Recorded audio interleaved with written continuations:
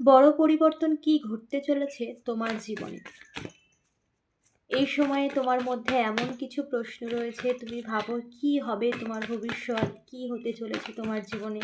চলো দেখে নি ডিভাইন এনার্জি তোমাকে কি বলতে চায়, তোমার জীবনে মেজরলি কি শিফট আসতে চলেছে।